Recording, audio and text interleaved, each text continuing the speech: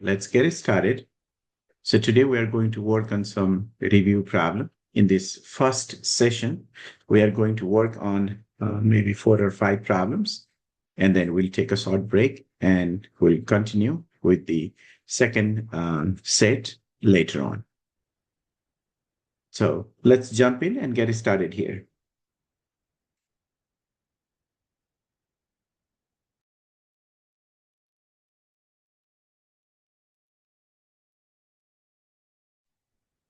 So in this first example, we are asked to write the slope-intercept equation of a line with the given characteristics. That is, a line passing through 2 points. We are asked to write the equation, as you can see, we are asked to write the equation in slope-intercept form. Okay, we are asked to write the equation in slope-intercept form. We should know those different forms for the exam. So we are asked to write in slope-intercept form. Slope-intercept form means we want to write as y equal to mx plus b. So what we need to find is, we need to find the slope m, and we need to find the y-intercept b. So our first step is to find the slope. So for that, we are going to label our points. So this point is x of 1, comma y sub 1, and this one is x of 2, comma y sub 2. So the slope will be, recall the formula, slope is y sub 2 minus y sub 1 over x of 2 minus x of 1, which is equal to y sub 2, negative 5, minus y sub 1 is 7 over x of 2 is negative 1, then minus x of 1.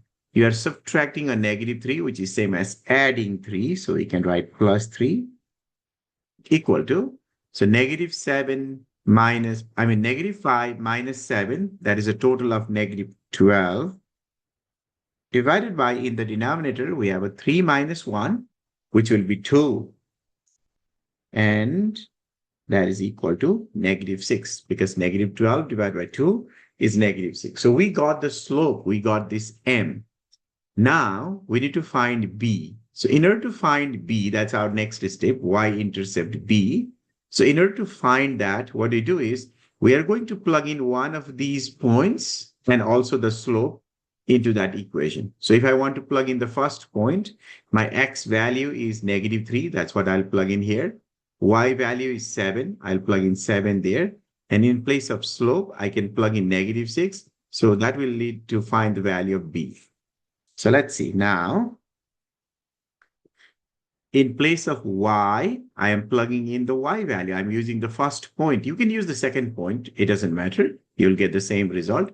But I'm plugging in the first one, 7, equal to m is the slope. We got 6 times x. X here is negative 3.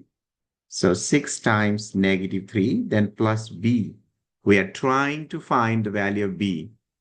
So 7 equal to, over here, if you multiply this, that's a positive 18 plus b, because negative 6 times negative 3, positive 18.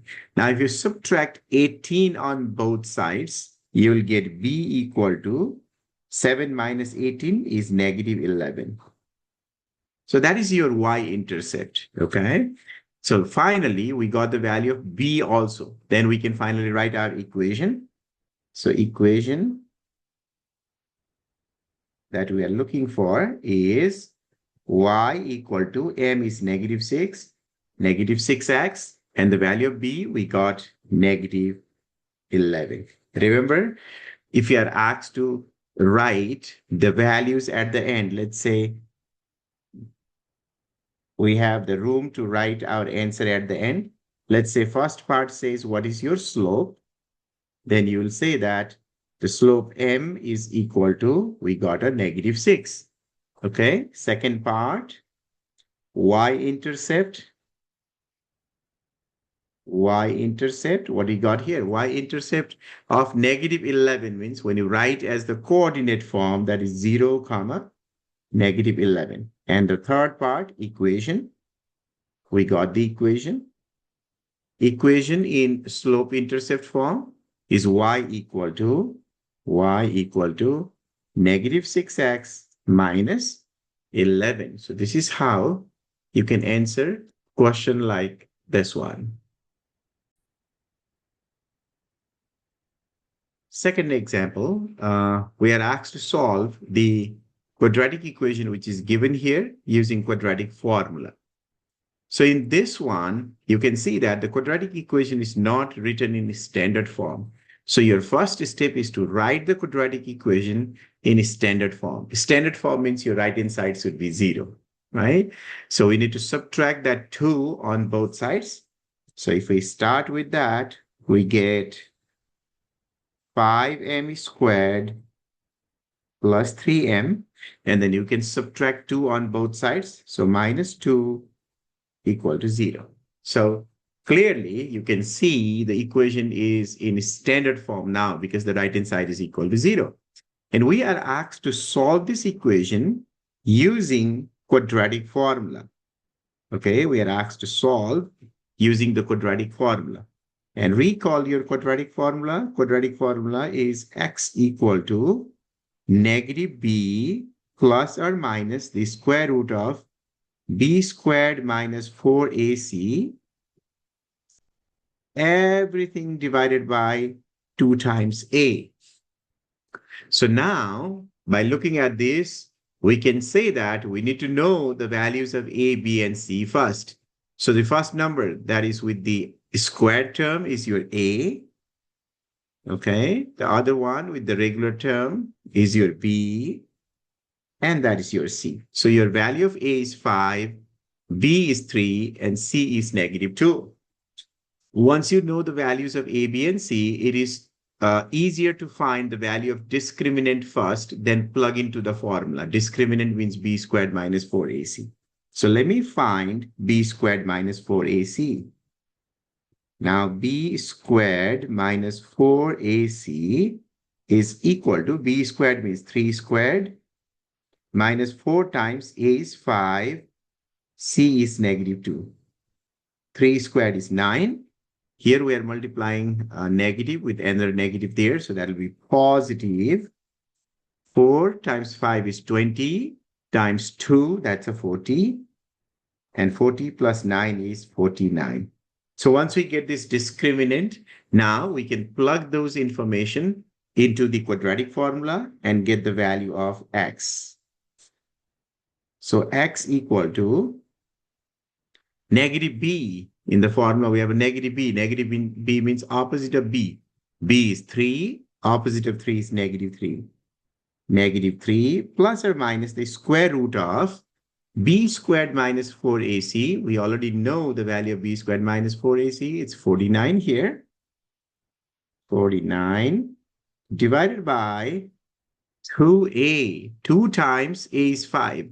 So 2 times 5 will be 10. So we write 10 there. Let's simplify this. X equal to negative 3 plus or minus square root of 49. This is the exact square root. 7 divided by 10. Now let's get those two values. First, by taking the negative sign.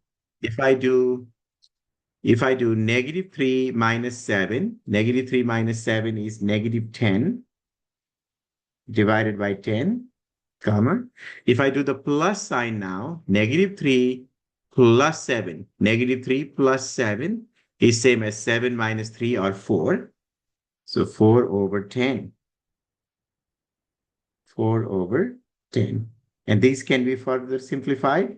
So x equal to negative 10 over 10 is a negative 1. And then 4 divided by 10 is 2/5. You can divide both numerator and denominator by 2 to simplify that. So those are the two values of x. I mean, I wrote x here. I should not write x. You can see here the variable is m. So the variable cannot be x. It has to be m. So let me fix that. The variable here is not x, instead it is m. We have to be careful with that.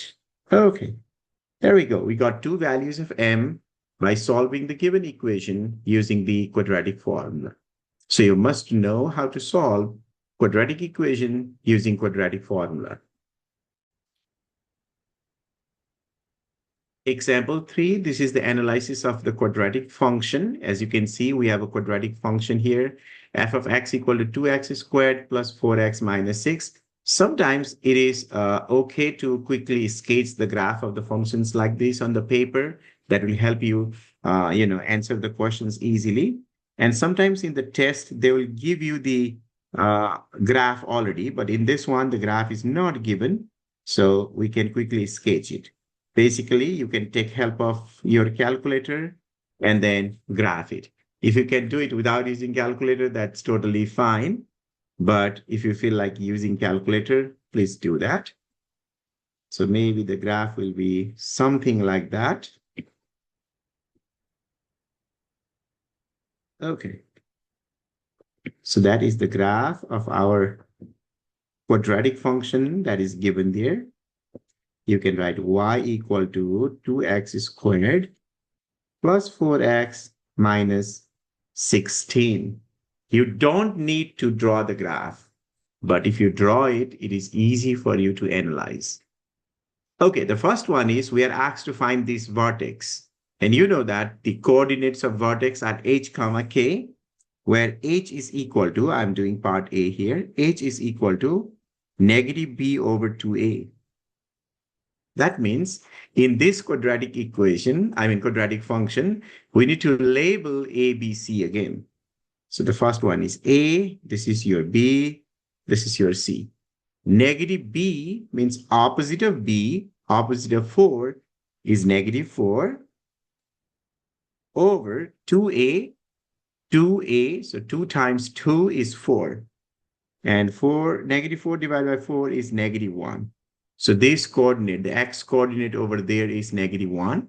Now the value of k, the y coordinate is, we can obtain the value of k by plugging in this h back into that original equation. So if you plug in negative 1 into the original equation, let's see what you get. 2 times negative 1 squared, which will be positive 2, plus 4 times negative 1, that will be negative 4, minus 16. That is equal to negative 18. So we get the value of the vertex. So your vertex is 1 comma negative 18. So we say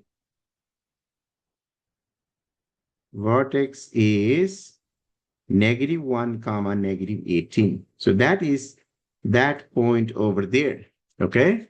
That is negative 1, negative 18. So that means the y value down here is negative 18 and x value in the middle is negative 1.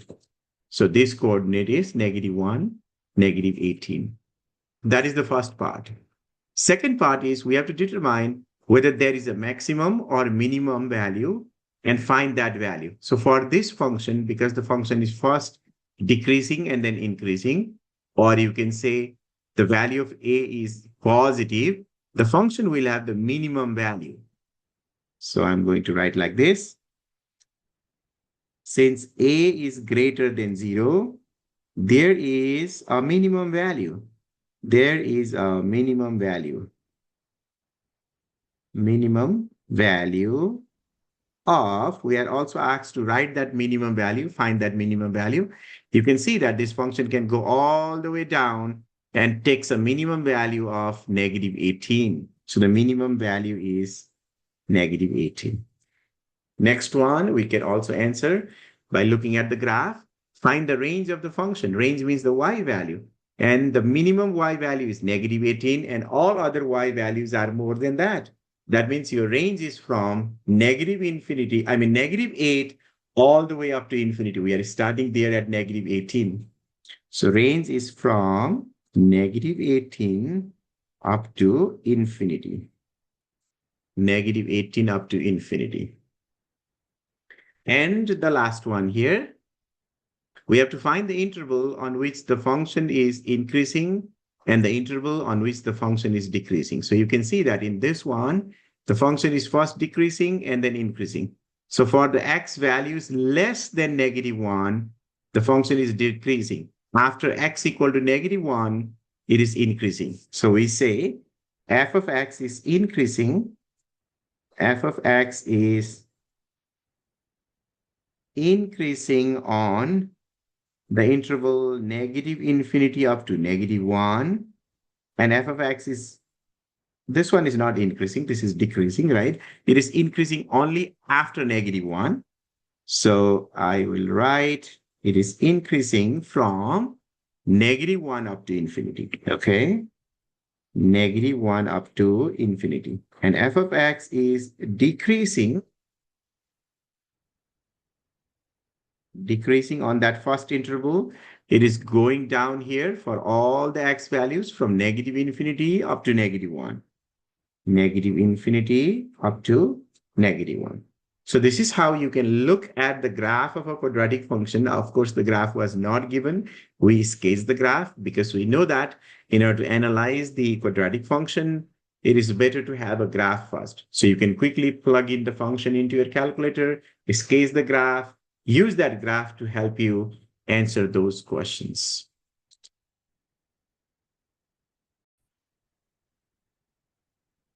Fourth example for us, height of a projectile. You can see a stone is thrown directly upward from a height of 30 feet with an initial velocity of 60 feet per second. The height of the stone in feet, t seconds after it has been thrown, is given by this function here. S of t, that is the height, is equal to -16t squared plus 60t plus 30. You can see that this is a quadratic function with the leading coefficient negative. Determine the time at which the stone reaches its maximum height and find the maximum height. You don't need to, but you can always draw the graph because this is also a quadratic function. So I'm going to draw the graph of this function. Along the x-axis, I'm going to write the time. Along the y-axis, I'm going to write the height. And the stone is thrown from a height of 30 feet. So let's say this height is 30. So from there, the stone is thrown up. So the stone will go all the way up and then it will return back because the gravity will pull it back again. So we can draw the shape like this, showing that the stone has gone up and then it came back. Okay, so once you draw that, as I said, you don't have to, but once you draw that, it's easy for us to answer the question. So you can see the height is increasing all the way up to here. Over there, the height becomes maximum. After that, it starts falling down. So this is where we have the maximum height. So we need to find this point. But this point is the vertex of the parabola because this is a downward facing parabola. This is basically the vertex of that parabola. So let's first find the vertex of the parabola. So in order to do that, I need to label the values of A, B, and C. So here, A is -16. A is -16. B is, B is 60 and C is 30. So we have the values of A, B, and C. So we want to find the vertex HK. Now, H is equal to -b over 2a. It may involve decimal here because time can be in decimal. That's totally fine. Height can be decimal. That's totally fine. So the H coordinate of the vertex, -b means opposite of b or opposite of 60. That's a -60. Divided by 2a. 2 times a, 2 times -16 is -32. And if you do that math on your calculator, -60 divided by -32, you will get 1.875. Okay? You will get 1.875. Now let's find the value of k for the vertex, y coordinate of the vertex. You need to plug in this h value back into that equation. So it will be negative 16 times 1.875 squared plus 60 times 1.875 and then plus 30. Okay. So once you do that, you can type this on your calculator. So let me do that. Negative 16 times 1.875 squared plus 60 times 1.875, then plus 30. So if I do that, I got 86.250. Okay, so the vertex is, so the vertex is 1.875, comma, 86.250. So meaning of that is at the vertex here, the x coordinate, the x value down here, the x coordinate is 1.875. This is 1.875 seconds. And then the y coordinate, that is the height here. Okay, this y coordinate, this value is 86.25 feet. 250 means 25 feet. So once we do that, now we can answer the question. We have everything ready. Determine the time at which the stone reaches the maximum height. So you can say that the stone reaches a maximum height at 1.875 seconds, and the maximum height is 86.25 feet. So we say the stone will reach a maximum height of 86.25 feet at 1.875 seconds. So this is how you can answer the question involving the applications of the quadratic functions. So this is going to be the fifth and the last video for the first session. We are asked to graph the piecewise defined function here. F of x equal to half x when x is less than 0, and f of x equal to x plus 3 when x is greater than or equal to 0. So I'm going to draw this by making table of values. So let's quickly make the table of values here. For the first piece of the function, which is half x, let me do that part first. So we have x and the y value is half x. And this is a linear function. In linear function, you can take 2 or 3 points, that will be enough. You don't need more than 3 points for the linear function. So here we are looking for the x values less than 0. So you can start with 0. It's okay to start with 0 and then take few values less than 0. So maybe you can take 2, negative 2, negative 4, because less than 0. Negative 2, negative 4. Now, if I plug in 0, half of 0 is 0. Half of negative 2 is a negative 1, because we have half times. Half of negative 4 is a negative 2. And we can plot these points. The first one is 0, 0, but 0 is not included, as you can see there. So I can put a circle there, 0, 0. 2, negative 1, 1, 2, and then negative 1, 2, negative 1, 4, negative 2, there's a 4, negative 2 means down there, 4, negative 2. And you can join these, you get the graph. This is the first piece of your graph. This is your y1 equal to half x. Because it is the first piece, I'm writing half x. And at the end here, I put a hole or a circle because the end point is not included. Similarly, what you can do is you can make the table of values for the second one, and then you can graph it. So let's make the table of values for the second one now. Similar type of table, okay? You have x value and the y is x plus 3. Then, because this is also the linear function, you can take at least 3 points. If you want more than 3, that's totally fine. And here the x values are 0 and more. 0 is included, obviously. So we are going to plug in 0, maybe just like in the previous one, 2, and then 4. We are looking for the positive values here, more than 0. So the y value is 3 more than x. So 0 plus 3, that's a 3. 2 plus 3, that's a 5. 4 plus 3, that's a 7. So those are the 3 values. So we can now plot these points. Let's plot these. 0, 3. Here is 0, and then 3 means 1, 2, 3 up there. 0, 3. 1, 2, 3.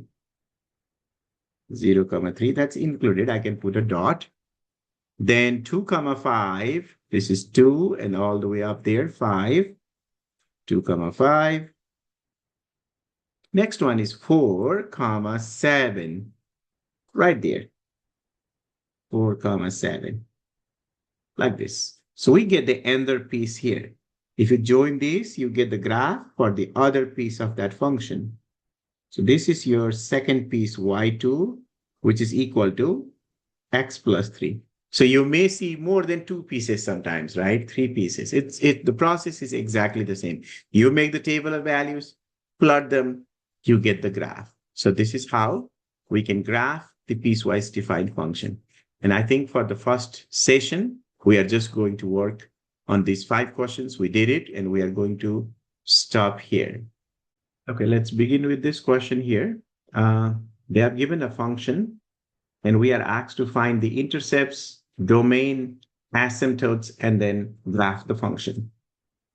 So let's begin with the first part. In part A, we are asked to find the intercepts. And if you remember from our class, we learned how to find the x and y intercept of a rational function. So for the rational function to find the x-intercept, you set the numerator to 0. So that is 4x plus 1 equal to 0. This implies you get x equal to, you subtract 1 and then divide by 4. So you get x equal to negative 1, 4. Because you first subtract 1, then you'll divide by 4 on both sides. X equal to negative 1, 4. So meaning of that is your x-intercept is negative 1, 4, 0. X-intercept is negative 1, 4, 0. And for y-intercept, what we need to do is we need to plug in x equal to 0 into the original equation. So here you plug in x equal to 0. So 4 times 0 is 0 plus 1 divided by 0 minus 3. 1 in the numerator, negative 3 in the denominator. So we get negative 1/3. Meaning of that is your y-intercept is 0, negative 1/3. So we get the x-intercept. We got the y-intercept there. That is your first part. Remember, it may not be specified like find x and y-intercept. It may not be written like that. You can see the question says find the intercepts. That means both x and y-intercept. So you have to read the question carefully. Now part B, we need to find the domain. So domain is the possible x values. And in case of the rational function, these are the values except the one that makes the denominator 0. Here you can see that if we plug in x equal to 3 in the denominator, that will make the denominator 0. That means 3 cannot be in the domain. So your domain is from negative infinity up to 3. 3 has to be excluded. So I put a parenthesis. And then again, I can start from 3 and go all the way up to infinity. So that is the domain. Domain is from negative infinity up to 3. And then from 3 up to infinity. I put parenthesis around 3 so that the 3 is not included. That's your part B. Now in part C, we are asked to find the asymptotes. That is, we need the vertical and also the horizontal asymptote. As you have seen here, x equal to 3 will make the denominator 0. So definitely that is the vertical asymptote. So vertical asymptote is x equal to 3. And let's see if there is a horizontal asymptote. The degree of numerator and denominator is the same. So if the degree of numerator and denominator is same, the horizontal asymptote is y equal to the ratio of the leading coefficients. So 4 divided by 1, which is equal to 4. And if there is horizontal asymptote, there is no slant asymptote.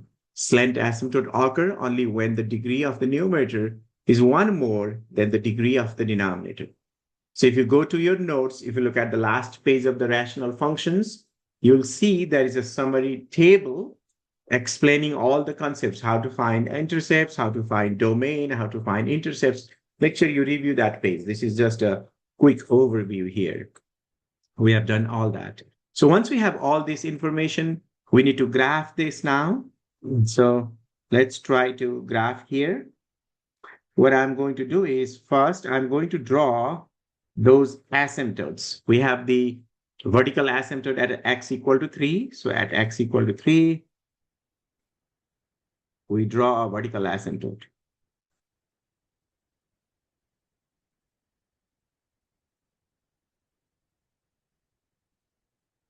And the horizontal asymptote we have seen y equal to 4.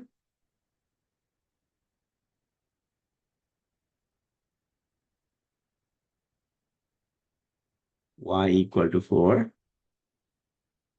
We have the intercepts that we can locate. Negative 1/4 comma 0. Negative 1/4 means just to the right of the 0. Negative 1/4 and 0 is right there. And then the y-intercept is 0, negative 3, negative 1/3, which is just below again, right there. So we can use that information and then create a graph. So it will be something like this. You can definitely use your calculator in the test so to see how the graph will look like. On the other side, the graph will be here. So I'm not going to tell you how we get this one, but if you want to refer back, you can plug in one point from here. If you plug in any point from here, you'll see that the y value is more than 4. So the graph will be right here. And when you draw it, you have to make these two lines as the asymptote. So your graph will look exactly like that.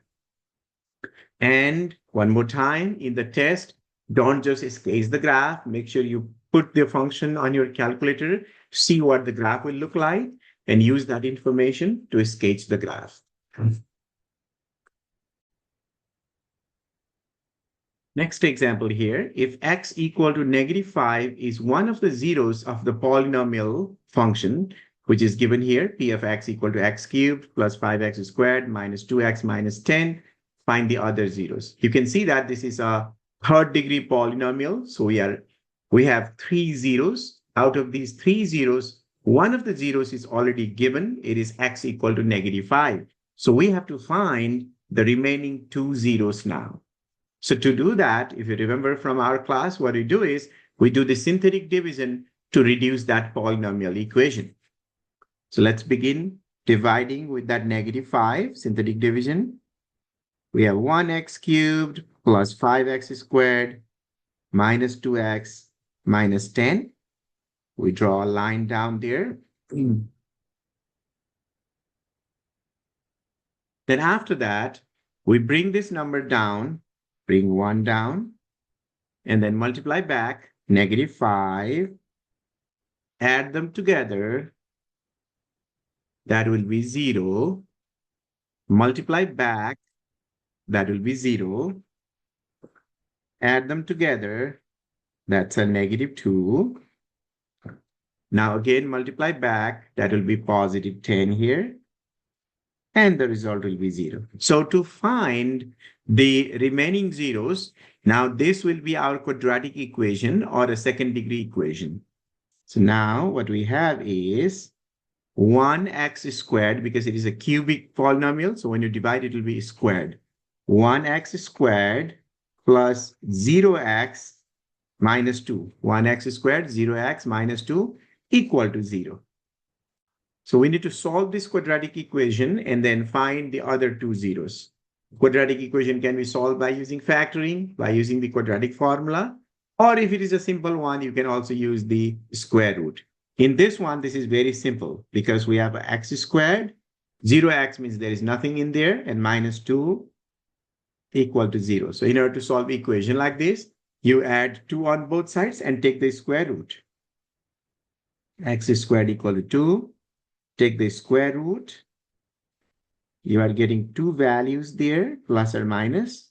So x equal to plus or minus square root of 2, because square root of 2 cannot be further broken down. So x equal to plus or minus root 2 are other zeros. Those are the other zeros.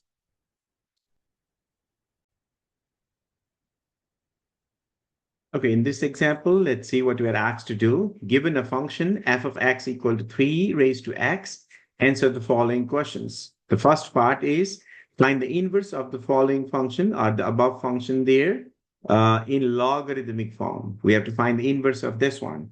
So how do we find the inverse? Let's recall the process. What we have is we have the function y equal to 3 to the power of x. So for inverse, we write it as 3 to the power of y equal to x. Because in inverse, we interchange x and y. Now, to undo this exponential base, we move it to the other side. So it will be the logarithmic base. So we get y equal to log with base 3 of x. Okay, we get log with base 3 of x. And that is your inverse function. So the inverse function is log with base 3 of x. We have the original function. We got the inverse function here. Now, once we get this, the next part B, is graph the function and its inverse on the same grid. On this grid, we need to graph this original function and also this inverse function. So in order to graph that original function, we can quickly make the table of values. I don't need to write so many values here, maybe just 2 or 3 numbers here for reference. X, and then the y value is 3 to the power of x. I'm going to take maybe a negative number, maybe negative 2, and then 0, and maybe positive 2. If I plug in negative 2 here, 3 raised to negative 2 is same as 1 over 9, or a very small number. If I plug in 0, 3 raised to 0 is 1. And if I plug in 2, 3 raised to 2 or 3 squared is 9.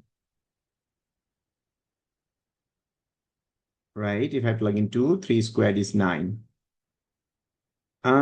Instead of that 2, let me take a little smaller number so I can basically graph it. Let me take 1.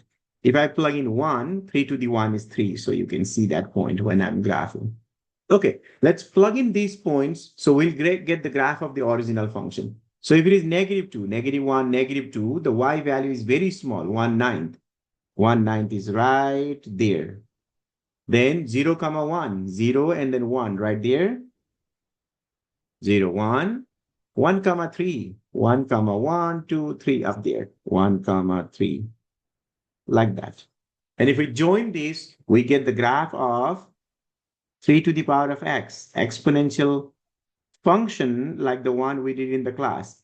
If you remember in class, we did the graph of 2 to the power of x.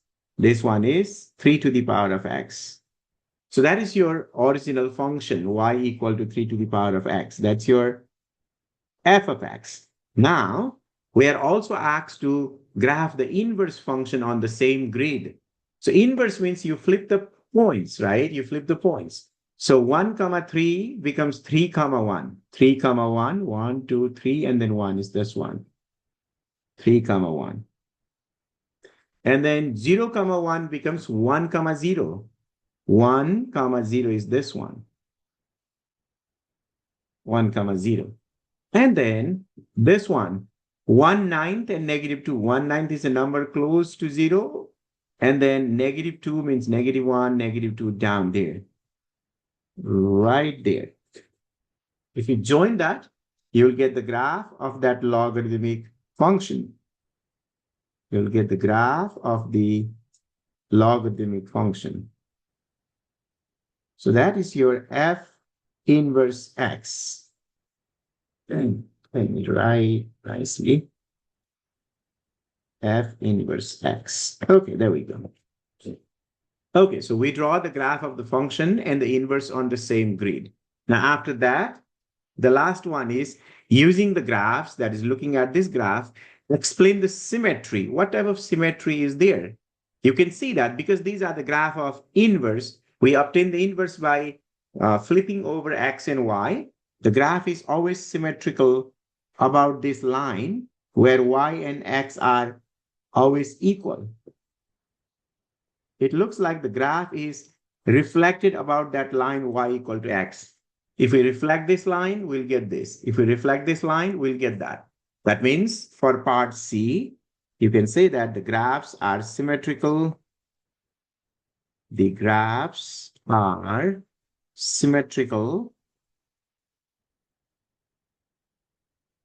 Symmetrical about, okay, the graphs are symmetrical about the line Y equal to X. Graphs are symmetrical about the line Y equal to X. Okay. That is how we solve this problem. In this one, we are asked to sketch the graph of the function g of x equal to 3 raised to x plus 1 minus 2. So what you can do here is basically you can type this function on your calculator and then copy the graph from the calculator because we are not interested in drawing a graph. We are just interested in the sketch. Okay. We just need the shape. So definitely you can type this on your calculator first, look how the graph will look like, and then copy it on paper. So when I do that, I see that the graph approaches at the bottom closer and closer to a y value of -2. So y equal to -2 is the horizontal asymptote there. Then the graph is going something like this. Graph is going something like this. So that is the graph of y equal to 3 to the power of x plus 1 minus 2. Okay, that is the graph of that function. So sketching the graph is not a problem. You can look at the calculator, you can copy it. Now here is the thing. We are asked to describe the transformation. Describe how the graph of g of x can be obtained from the graph of the basic function 3 to the power of x. So the basic function for this one is 3 to the power of x. That is the basic function. And you can see in x, we have added 1, x plus 1. When you see plus on the x, the graph will move horizontally to the left. So here the graph is moved 1 unit to the left horizontally, and then -2 means the graph is shifted 2 units down. That is what you need to describe. So you can say the graph of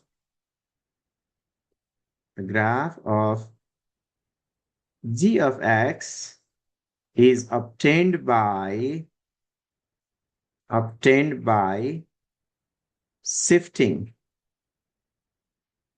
shifting the graph of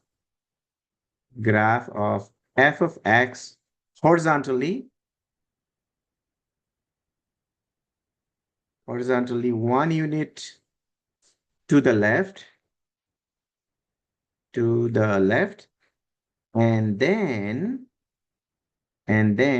2 units down, and then 2 units down. So you just need to describe the transformation. So make sure you review all those transformation, and you must know how to describe those transformations. Next question here. John deposited $1,600 in a bank, and it becomes $21,900 at an interest rate of 12.5% compounded continuously. Find the time it takes for the amount to grow from $1,600 to $21,900. So as we are reading the question, you can clearly see that this is the problem on compound interest compounded continuously. So you have to use that formula. So we have the formula. Amount is equal to P times E raised to RT. That is the formula, where A is the amount. You started with 1,600, it becomes 21,900. That is your amount. 21,900 is the amount. You started with 1,600, so that's your principal. 1,600. Then E raised to R is the rate. Rate is 12.5%, 0.125. We don't know the time. We have to find how long it takes to grow. So this is the exponential equation that we want to solve here to find the value of t. So exponential equation, just like the way we solved in our previous meeting. Divide on both sides by 1,600 and reduce that fraction. So it will be 219 over 16. When you reduce that, equal to e raised to 0.125t. And then after that, we need to find the value of t. So I need to remove this base of the exponent here. So if I move it to the other side, it will be the base of the natural log function. So natural log of 219 over 16 is equal to 0.125t. Now, to find the value of t, what will be t equal to? So if you want to find the value of t, t is multiplied with 0.125. So we divide on both sides by 0.125. Divide by 0.125. Okay, this one cancels there. So we get t equal to, you can type that in your calculator to see what you'll get. Let me type here. You can also type and check it. Natural log of 219 over 16. And that quantity is divided by 0.125, which will be equal to 20.932 years. So after 20.932 years, the amount of money grows from $1,600 to $21,900.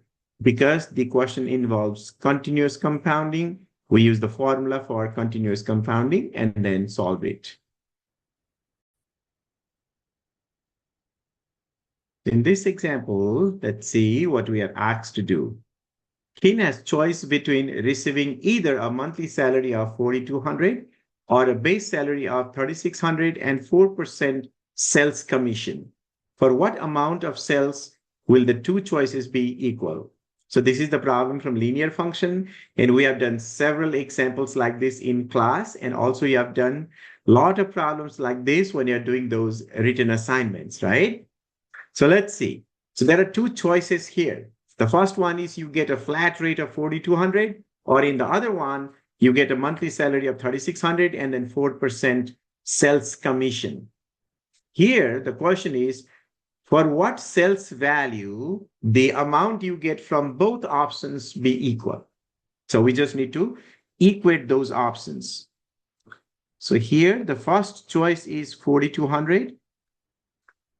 So it'd be equal to, the second choice is 3,600 plus the 4% of whatever amount is sold. So this X is the sales amount, okay? This X is the sales amount. Sales amount is X. So whatever sales is, whatever amount of items are sold, they get 4% of that.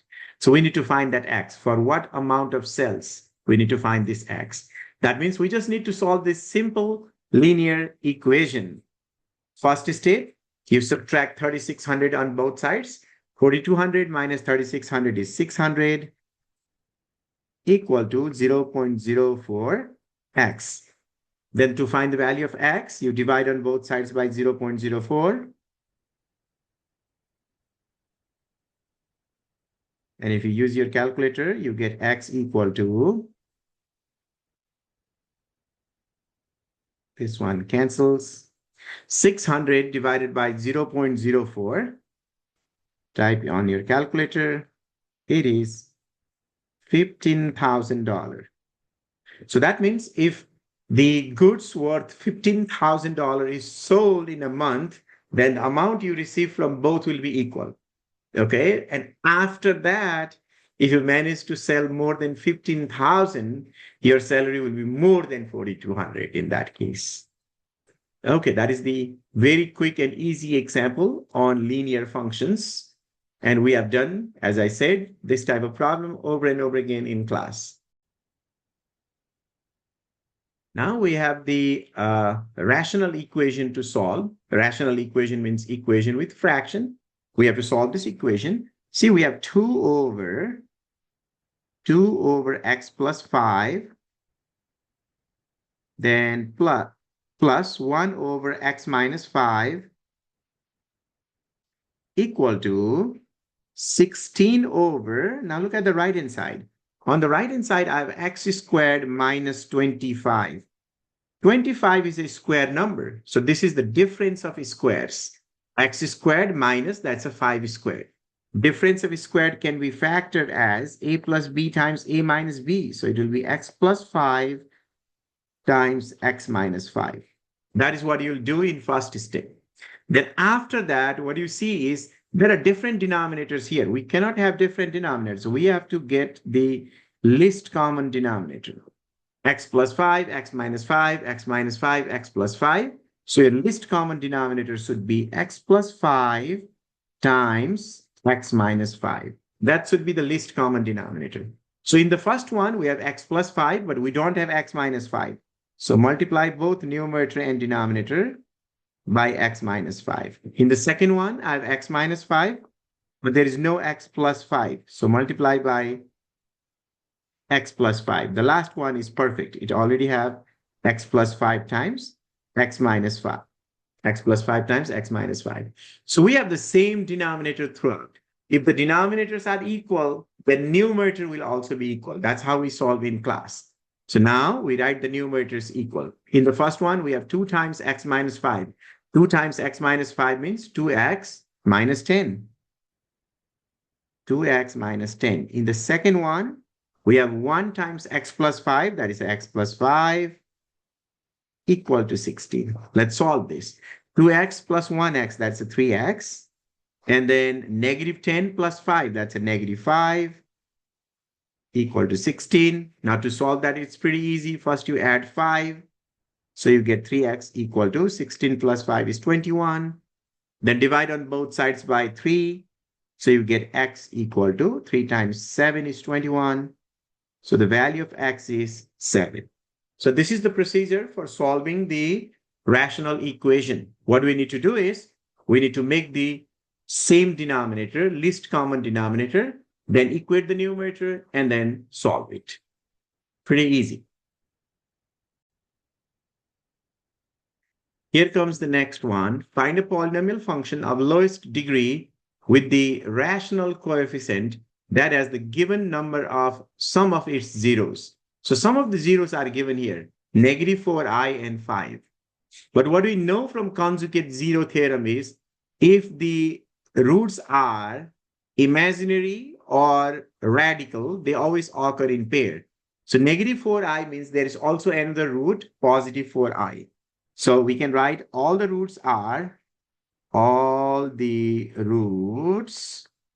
or zeros, whatever you want to write, are negative 4i, positive 4i, and then 5.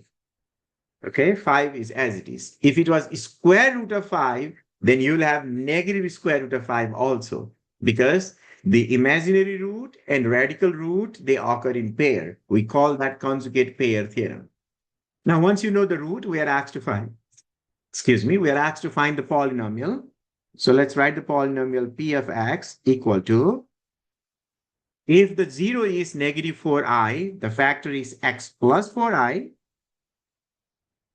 If the 0 is 4i, the factor is x minus 4i. We change the sign and write. If the 0 is 5, the factor will be x minus 5. Then we just need to multiply this and get the polynomial. let's FOIL the first one, but you don't even need to FOIL the first one. See, this is like A plus B times A minus B, right? X plus 4i and x minus 4i. So that is the difference of squares. That will be x squared minus 4i squared. And the other one is x minus 5.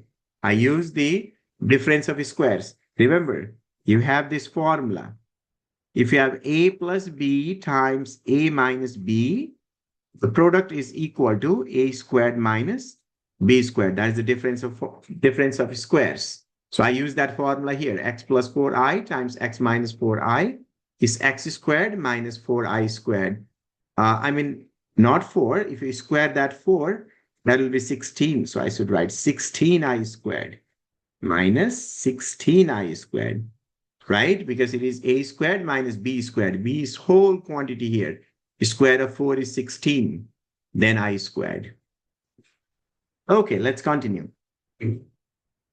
X squared, then I squared is a negative 1, right? I squared is a negative 1. Negative 1 times negative 16, that's a positive 16. Then we have x minus 5. Now we FOIL this again to get the answer. X squared times x, that is x cubed. X squared times negative 5, negative 5x squared. 16 times x, that is a 16x. And then positive multiplied to negative. Negative 16 times 5 is 18. So the required polynomial function is x cubed minus 5x squared plus 16x minus 18.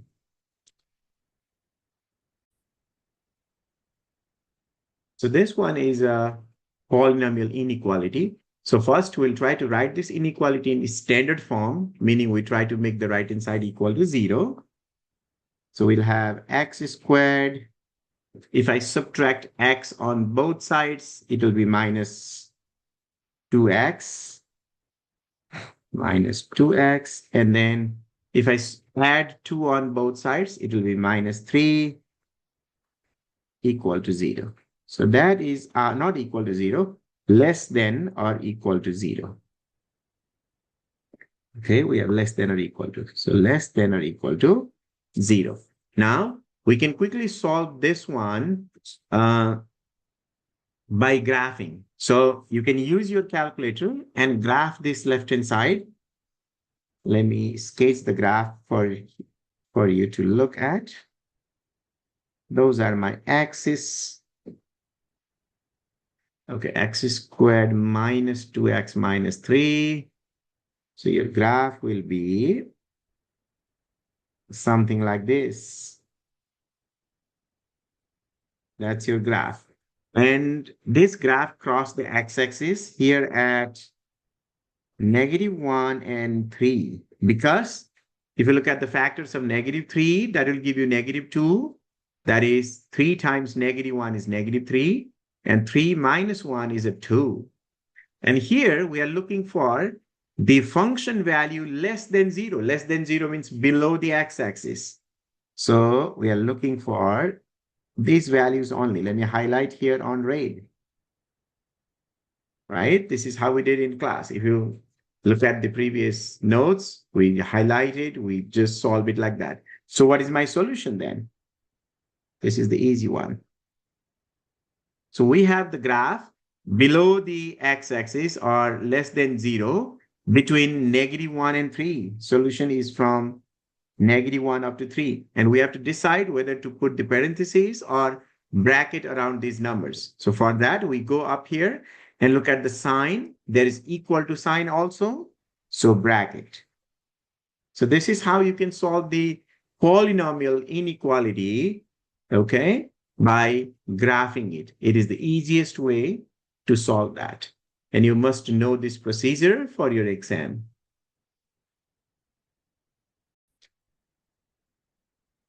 This is the easiest one, changing from the logarithmic form to exponential form and then exponential form into the logarithmic form.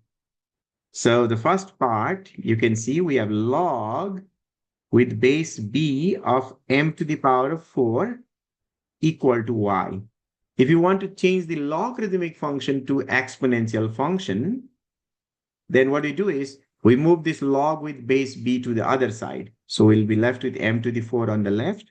And if we move log with base b to the other side, it will be an exponential function with base b. Base is b, now the exponent is y. B to the y. That's how we change the logarithmic function to exponential function.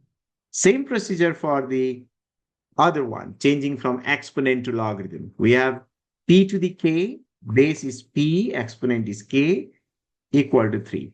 We want to change this to logarithmic form. That means we have to remove the base of the exponent, take it to the other side, and make the base of the log. So k is equal to log with base p of 3. So that is the basic procedure of changing or going back and forth from logarithm to exponent and exponent to logarithm. Easiest of everything that you have seen in college algebra.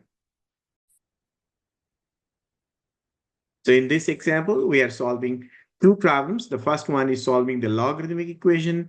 Second one is solving the exponential equation. So let's begin with the first one, part A. We have log with base 2 of x plus 20 minus log with base 2 of x plus 2 equal to log with base 2 of x. On the left-hand side, we have two logs in subtraction. So we can write these two as a single log with the difference.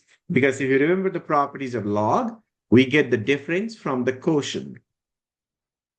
So log with base 2 of x plus 20, the first one divided by the second one, x plus 2. On the right-hand side, we have log with base 2 of x. So just in that second step, what happened is we get two logs on two sides, but those two logs have the same base. So basically, they onto each other, they cancel each other. In fact, what we say is, if we have two logs with same base are equal, then their arguments are also equal. So you can think of them are canceling, and then the argument will be equal. Meaning, now you'll have x plus 20 over x plus 2 equal to x. And if you remember from our previous class, when we solved something like this, if we have a fraction on the left-hand side and there is a single quantity on the right-hand side, you can also write that as a fraction by putting 1 in the denominator. And we can solve this type of equation by cross multiplying. Okay, so that is why we try to put 1 in the denominator there. So let's do that. Cross multiply now. X times x, that's x squared. Let me use the same color, x squared. And then x times 2, that's a 2x. Equal to, now if I multiply back with 1 times x is x. And then 1 times 20 is 20. Okay. Now let's work up here and finish this one. So this implies what we get is we have x squared. Let's write this quadratic equation in standard form. Because there is an x squared, this is a quadratic equation. Standard form means you put 0 on the right-hand side. So you have x squared. Now if I subtract x on both sides here, 2x minus x will be 1x. And then if I subtract 20 on both sides, I get minus 20 equal to 0. Now, this is a quadratic equation that can be easily factored and solve it. Factors of 20 that will give you positive 1 are 5 and negative 4. So x plus 5 and x minus 4 equal to 0. So we get x equal to, from the first one, negative 5. Or from the second one, x equal to 4. But if you remember from previous class, we say that if we get more than one answer or even one answer in logarithmic equation, we have to plug in back and check. For example, if I try to plug in negative 5 here, log with base 2 of negative 5, see, that becomes negative. Argument cannot be negative. So this is an extraneous solution. This one is extraneous solution. Let's check the next one. If I plug in 4 here, positive, that's good. If I plug in here, 4 plus 2, 6, positive. If I plug in 4 here, 4 plus 20, that's also positive. That's good. So that means x equal to 4 is the only solution to that logarithmic equation.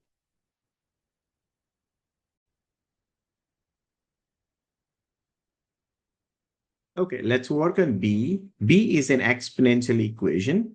We have 25 times e raised to 6x minus 1 equal to 100. Now what we need to do here is we need to divide on both sides by 25 so that we can get rid of this 25. So if you divide on both sides by 25, let's see what we end up getting. So 25 gets canceled. We get e raised to 6x minus 1 equal to 100 divided by 25 is 4.